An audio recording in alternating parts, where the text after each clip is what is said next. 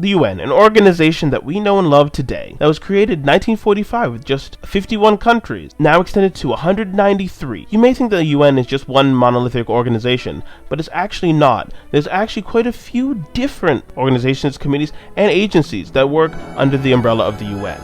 The UN actually has 6 major organizations, or organs, the best known of which is probably the General Assembly. That's what people think of when they think of the UN. A whole bunch of countries sitting together in a giant room making speeches.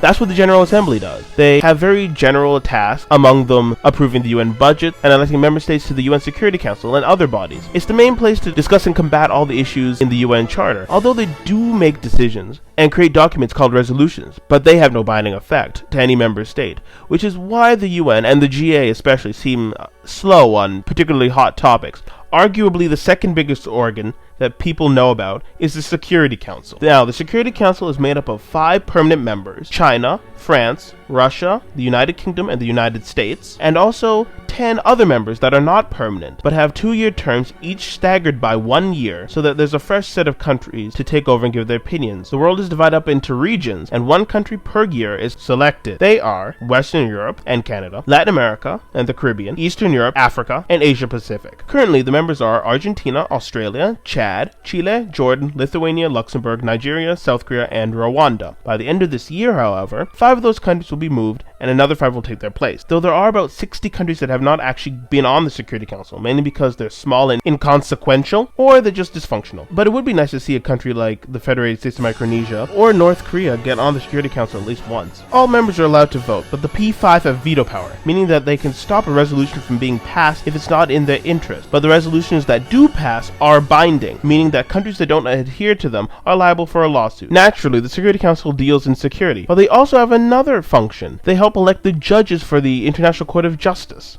The ICJ, or International Court of Justice, is the primary judicial organ of the UN. Unlike most of the UN organs, it is housed in The Hague, the Netherlands, as opposed to New York, not to be confused with the ICC, or International Criminal Court, which is also housed in The Hague, but is completely independent from the UN. The court consists of 15 judges, all of which have 9-year terms, but are staggered like the non-voting members of the Security Council. Every 3 years, a third of the judges can get replaced. All the judges are eligible for re-election. The ICJ deals with 2 types of cases: contentious cases, which are disputes between states, and advisory proceedings, which is advice for legal questions referred to by UN organizations and specialized agencies. For example, the ICJ just dealt with a contentious case between Australia and Japan about whaling in the Antarctic.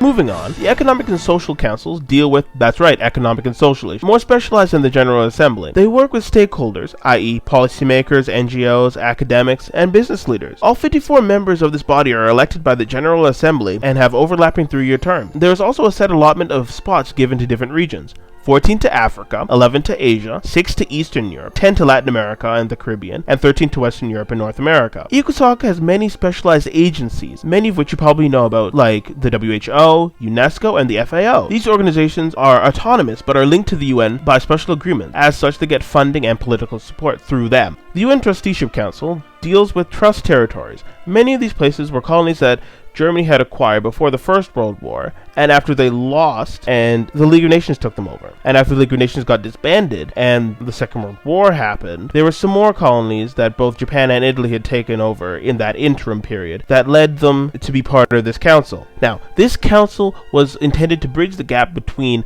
colony and country, and help create stable nations out of these formerly occupied territories. Now, I use the past tense because all of these colonies are now independent countries, and now this organization does nothing.